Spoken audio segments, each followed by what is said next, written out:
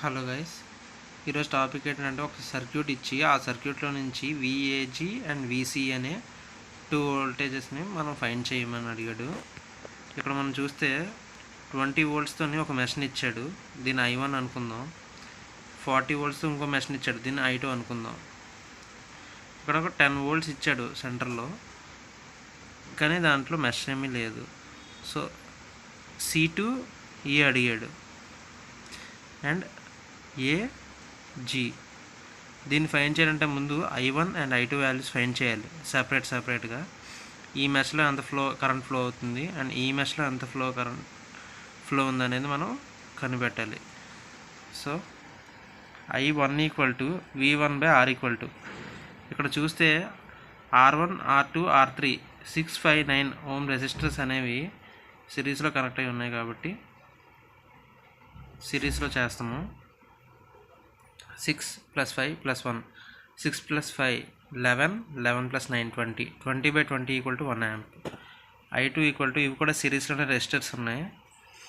40 volts/8 + 5 13, 13 + 7 20, 20 = 2 amps. 40/20 = 2 amps. ఇప్పుడు మనకి C2E అడిగారు. ఇక్కడ మనకి C నుంచి చూస్తే EHBC ఇలా సర్క్యూట్ కనబడుతుంది.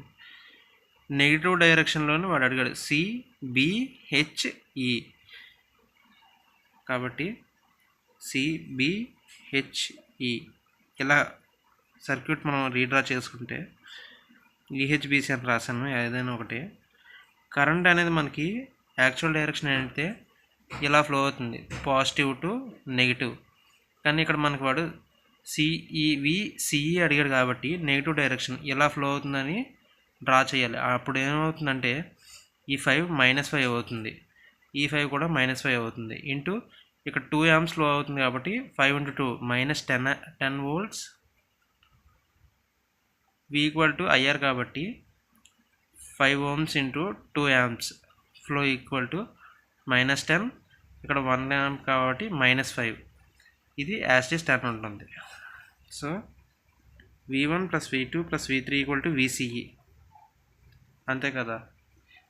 ఇక్కడ నుంచి ఇక్కడికి వచ్చే వోల్టేజ్, ఇక్కడ నుంచి ఇక్కడికి పోయే వోల్టేజ్, మళ్ళీ ఇక్కడ నుంచి ఇక్కడికి పోయే వోల్టేజ్, మొత్తం 3 వోల్టేజ్ని కలిపితే VCE. -5 × 1 = -5, -5 × 2 = -10 అండ్ P3 ఆల్రెడీ వాడే ఇచ్చాడు 10 volts.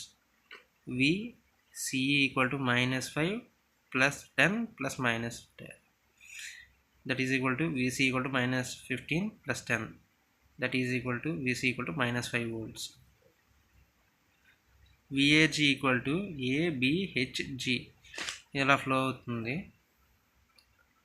మనం చూసినట్లయితే ఇదంతా పాజిటివ్ డైరెక్షన్లోనే ఫ్లో అవుతుంది.